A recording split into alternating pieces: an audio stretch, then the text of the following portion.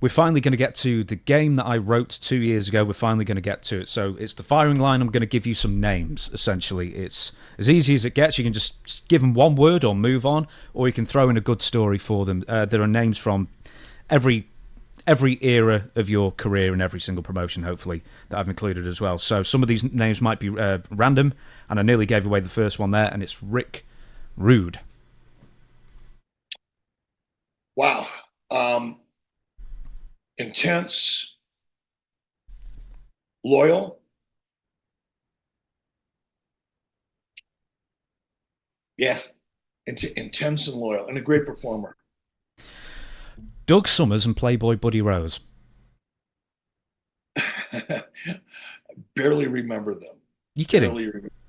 I mean, obviously I remember them in AWA, but as a fan, I never got close to him as a fan. I certainly didn't work with him, so don't really have much of an impression of either one of them. Fair enough then. I should have said Colonel De Beers or someone maybe. Colonel De Beers was a little different cat. Colonel De Beers, he didn't like me at all. He looked at me, because when I started with Vern, I didn't come from I mean, I worked for a food processor. I was a salesman. And all of a sudden, I walk into the wrestling business and now I'm holding the microphone. I'm interviewing guys like Colonel De Beers, and I didn't know what the fuck I was doing. I was horrible at it. I just looked like a weatherman. I looked like that guy that you see on television news, but I didn't have any skills, didn't have any talent. So when Colonel De Beers had to work with me, it was kind of like, ugh, that piece of shit. Oh, I got to work with him. He didn't have any respect for me at all, but I understood it. It didn't hurt my feelings. It made sense. When you were with the AWA, did you get close to any of the wrestlers? No, I got close to Vern and Greg Gagne. Did things with them outside of the office. We would go pheasant hunting together and duck hunting together, and I really enjoyed their company. But that was it. As far as wrestlers, there was some like Brad Ringens. Brad I knew from high school. Brad Ringens was the guy who was training for Vern, out at the farm, they called it. But I knew, Brad happened to be there, but I knew Brad from high school. So there were a couple people like that, but for the most part, no. I know we were talking about TV production before, but please, whatever you do, if when you go to MLW, don't have the late AWA production where they green screened fans in a tunnel. Did you ever see that video? Oh yeah, I was part of that. No. The team challenge series is what you're talking about. Well, yeah, there's one with the big pink room, but then there's also a green screen where I saw Sergeant Slaughter saluting nobody and like doing an entrance ramp. It's the sorriest state of affairs.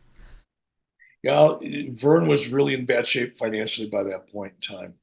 He had been funding AWA out of his own financial reserves for a long time. And Vern had a beautiful piece of property in an area outside of Minneapolis. It's called Lake Minnetonka. Very, very exclusive area, beautiful lake, beautiful countryside. And Vern long ago had bought a beautiful piece of property right on that lake. And I don't know how big it was. It might have been 30 or 40 acres. It was substantial. And Vern built a beautiful home on it. He built a beautiful horse barn because his daughter Donna Gagne was very much into horses. And the state of Minnesota, here in the United States, they've got a law called the law of eminent domain, which basically says if the government wants your shit, they're just going to take it. You don't have any vote. You don't get to argue about it. They're going to give you a check, whatever they think your property is worth. They're going to give you the check, and you either take the check or they're going to evict you from the property and take it anyway. It's really ridiculous. And the state of Minnesota wanted that piece of property. Now, that piece of property was paid for. I don't know how much it was worth. Today, it would be worth probably 80 to 100, $120 million because of its location and the prime property that it was. But Vern owned it outright, and he was able to borrow money against it in order to keep AWA going. So he would take out a second mortgage, and he'd take out a third mortgage, and he'd take out a fourth mortgage. And that's how AWA continued to exist from about 1988 to the time that it finally closed, because by the time it finally closed, Vern couldn't leverage that property anymore. He had leveraged it as much as he could. The banks wouldn't give him any more money. The courts were working really hard to take it from him anyway. And that's what ultimately led to the demise. So the scenes you're talking about, or that period of time that you're referencing, was probably right before, within a year or two of when he had to shut the doors. So he just didn't really have the finances to really produce the type of show that he wanted to produce. How bad did the ticket sales get towards the last weeks and months of AWA's existence? They're probably a lot like AEW's are now. Okay, so the next name on our list, William Regal. Incredibly knowledgeable and a class act and a good man. Alex Wright. Completely underrated, wrong place, wrong time. Could have been a major star. I'm glad you said that because I was going to. I really liked the Berlin character, and I think that as soon as Russo got in, it just got cut off. Alex could have been a major player in this industry. He had all of the tools. He's a very bright, very creative, easy to work with, incredible athlete, amazing look, and understood the business. You know, he grew up in it. His father was in the industry, so he understood what really worked in professional wrestling and why. His father was English as well. Wilder sports star wrestler who went over to Germany. Wahoo McDaniel. Gave my son Garrett his first bump. Well, I've got another story here. Garrett's first bump was from Wahoo McDaniel. I worked in AWA, and Garrett might have been 4 years old at the time, and it was a Friday evening. You know, we pretty much started shutting the office down around 4:30, 5 o'clock. It was early on a Friday, and there was always a refrigerator on Friday nights. It was filled with beer because Wahoo McDaniel and Ray Stevens were the two bookers, right, that worked for Vern. And at the end of the day, they liked to crack a beer on Friday. So it was a big office, you know, we had, and we would all sit around in the lobby of that office and have a couple beers. And, you know, I'd sit there and listen to wrestling stories from Vern and Greg and Wahoo and Ray Stevens. And occasionally some of the other former wrestlers like Nick Bockwinkel would come by on a Friday afternoon and have a beer with us or whatever. And my son Garrett, who was, like I said, 3 or 4 years old at the time, he's running around just being a kid. And Wahoo picks him up with one hand and holds him up, like, you know, just making him laugh and giggle. And then somehow Garrett was squirming around, and Wahoo lost him, and he dropped him right on his head on the floor. And of course, Garrett got up. He was laughing. He thought it was funny. Didn't get hurt. But yeah, Wahoo, my son Garrett took his first bump in the wrestling business from Wahoo McDaniels when he was 4. You know, when you said that, I thought, did he chop your son? No. He felt horrible. He's scared to death. But my son got up and started, you know, laughing and giggling and running around being a kid. So it was all good. Ed Ferrara. I think Ed's a good person. I think he's probably to a degree fairly talented, but didn't really have much to contribute. He wasn't a bad writer. You know, I mean, he could take an idea and turn it actually into a story. So in that regard, he was valuable, but he didn't understand the wrestling audience. He was a good writer, but for example, you could be a great comic book writer. Like that could be your specialty. That doesn't mean you can write comedy. Or you could be a great comedy writer, but that doesn't mean you could write an action film. You know, these are disciplines, and people need to be good at their respective disciplines in order to be successful. I think Ed was a decent writer who understood the fundamentals of writing stories, but he didn't understand the wrestling audience, so he wasn't able to write material that really connected with the audience he should have been connected with. Bully Ray. One of my favorite people. He's such a bully. First of all, Bully is very smart in general. He's a very intelligent man. He's well read. He pays attention to things that are going on around him outside of the wrestling world. He also has a really good instinct for human psychology and is able to connect his take on psychology to professional wrestling and is really, really good at it. He really understands psychology. Lance Storm.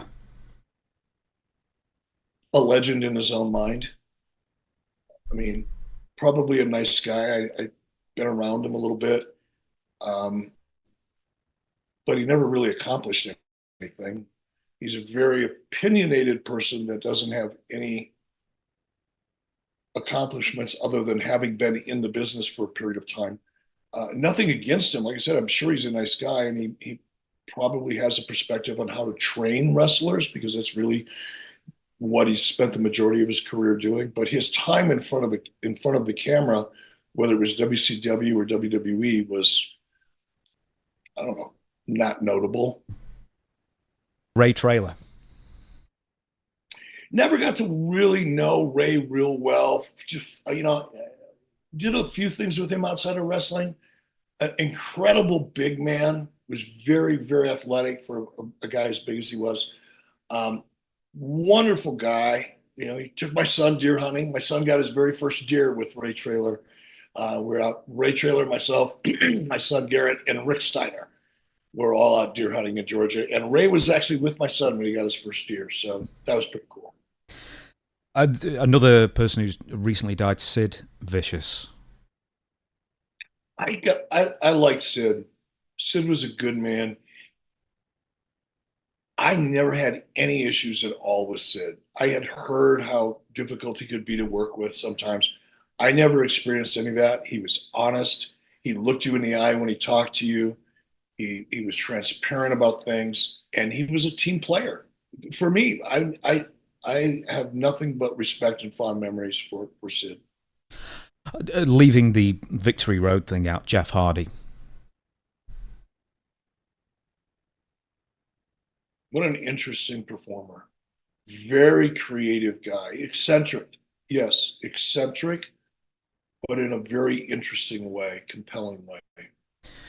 Is there anyone in wrestling history who has the ability to have like no storyline or anything going for him? Can be as cold as anything and just get hot on his own. He just has that weird charisma that people gravitate towards. You hit it right on the head. It's that charisma, that connection to the audience. They don't need a story to fall in love with Jeff Hardy, and that's very unusual. He's like, there's certain actors, like for me, it's Denzel Washington. If there's a movie coming out and Denzel Washington's in the movie, I don't care who else is in the movie. I don't care who's directing it. I don't care who's writing it. None of that matters. I'm going to go see that movie because Denzel's in it.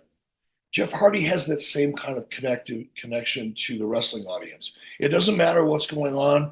You're just going because you want to see whatever Jeff Hardy's going to do next. Very, very compelling character. Gail Kim. Gail, very little.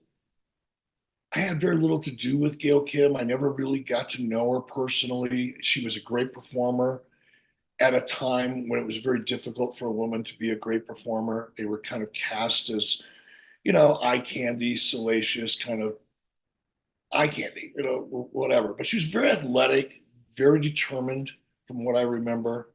But I never really got to know her too well. I'll give you a few more, then we'll move on.